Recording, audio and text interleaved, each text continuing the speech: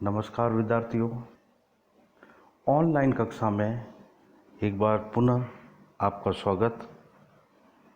आज हम BA part third की क्लासेस की कड़ी को आगे बढ़ाते हुए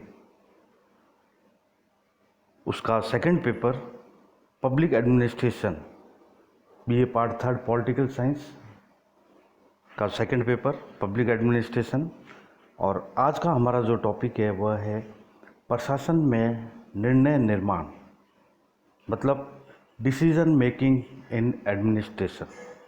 विद्यार्थियों, एक प्रबंधक का महत्वपूर्ण कार्य निर्णय लेना है। प्रशासकों को दिन प्रतिदिन अनेक कार्य करने पड़ते हैं और इन कार्यों को करने के लिए उनके पास अनेक विकल्प होते हैं।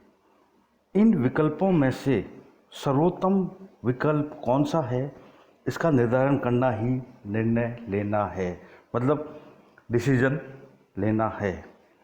पीटर ड्रकर का विचार है कि प्रबंधक जो कुछ भी करता है निर्णयों के द्वारा ही करता है। अब हम निर्णय का अर्थ एवं परिभाषा के बारे में देखें तो निर्णय का शाब्दिक अर्थ निर्णय का शाब्दिक अर्थ अंतिम परिणाम तक पहुंचने से लगाया जाता है, जबकि व्यवहारिक दृष्टिकोण से इसका आशय निष्कर्ष पर पहुंचने, मतलब कम टू ए कंक्लूजन से है। निर्णय निर्माण एक मानवीय प्रक्रिया है।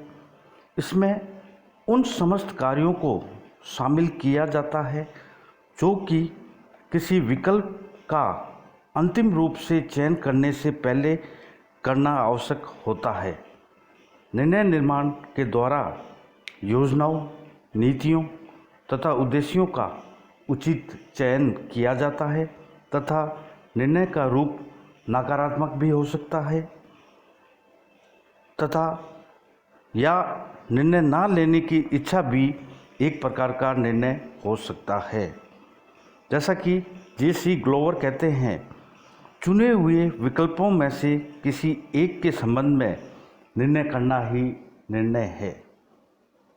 फिर क्लियंस जो कहता है कि निर्णय विभिन्न विकल्पों के चुनाव का एक सरलतम विधि है।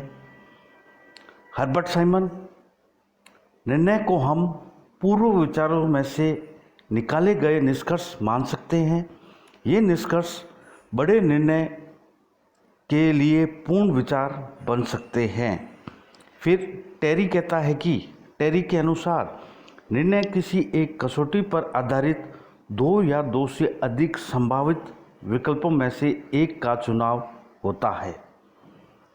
फिर संक्षेप में हम यह कह सकते हैं कि निर्णय किसी एक कसौटी पर आधारित दो या दो से अधिक संभावित विकल्प में से एक का चुनाव है। संक्षेप में यह कहा जा सकता है कि जटिलतम तथा परस्पर गुथी हुई परिस्थितियों के अंतर्गत उपलब्ध की गई विकल्पों में से संगठन की क्षमता अनुसार एक श्रेष्ठ विकल्प को चुनने तथा उसे प्रभावी ढंग से कार्य का रूप प्रदान करने को ही निर्णय के नाम से पुकारा जा सकता है। तो यह हो गया विद्यार्थियों निर्णय का अर्थ एवं उसकी परिभाषा। अब हम कुछ निर्णय के लक्षण के बारे में चर्चा करते हैं। जैसे पहला लक्षण है, यह विभिन्न विकल्पों में से किसी एक का चुनाव करने की प्रक्रिया है। कहने का मतलब कि अपने सामने बहुत से ऑप्शन आएंगे, उस ऑप्शनों में से किसी एक ऑप्शन को चुनना वही अपना निर्णय होता है, उसे अपने निर्णय की प्रक्रिया कहते हैं। दूसरा लक्षण, उपलब्ध विकल्पों में से सर्वोत्तम विकल्प के चुनाव की पूर्ण स्वतंत्रता होती है। किसी भी बाहरी तत्व का हस्तक्षेप इनके चुनाव में नहीं होता। मतलब जो भी आप डिसीजन लोगे, जो भी निर्णय लोगे, आपके सामने बहुत से विकल्प होंगे। उन विकल्पों में से जो भी आपको निर्णय लेना होगा उसको कोई भी बाहरी तत्व प्रभावित नहीं करेगा। आप पूर्ण रूप से स्वतंत्र होंगे।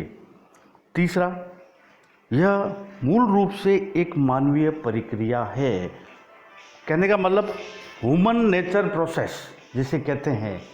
व्यक्ति पूर्ण रूप से स्वतंत्र होता है और वह अपने मानवीय प्रक्रिया निर्णय जो होता है वो पूर्ण रूप से एक मानवीय प्रक्रिया होती है। चौथा लक्षण इसका, यह एक बौद्धिक कार्य है, मतलब कि दिमाग से किया गया कार्य है।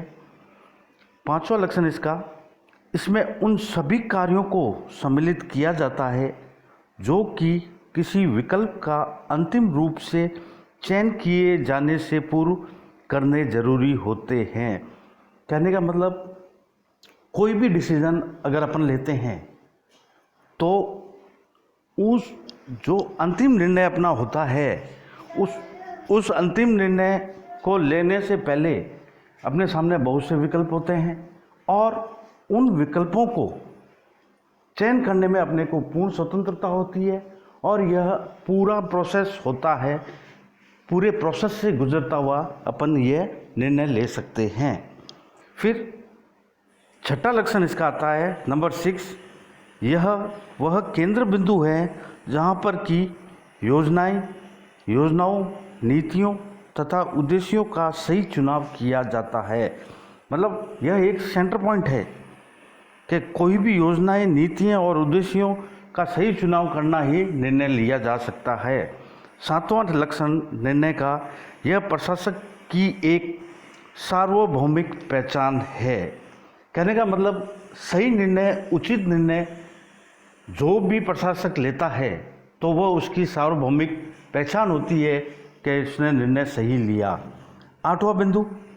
आठवां लक्षण, विवादों के समाधान की एक प्रक्रिया के रूप में यह कार्य करता है।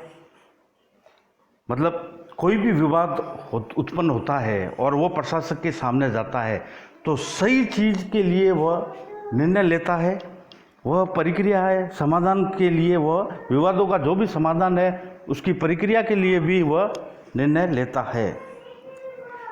नंबर 9, नवा लक्षण, निर्णय नकारात्मक भी हो सकते हैं या निर्णय ना लेने की इच्छा भी एक निर्णय हो सकता है।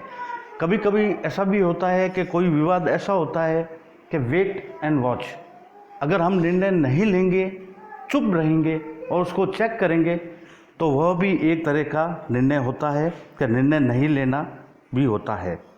अंतिम लक्षण 10वां, निर्णयों में उद्देश्यों का समावेश रहता है क्योंकि उद्देश्यों को प्राप्त करने के लिए ही निर्णय लिए जाते हैं। मतलब कहने का मतलब ये हो गया अपनी भाषा में, सरल भाषा में, कि निर्णयों के अंदर हमेशा उद्देश्य समाहित होते हैं कि अपन किसी के ऊपर क्या डिसीजन ले रहे हैं, अपना उद्देश्य क्या है, क्योंकि उद्देश्य को प्राप्त करने के लिए ही निर्णय लिए जाते हैं। उन उद्देश्य को देखकर, परख कर फिर अपन उसमें निर्णय लेते हैं। तो यह होता है निर्णय के लक्षण। आज हमने निर्णय की अर्थ एवं परिभाषा और इस लक्षण के बारे में चर्चा की।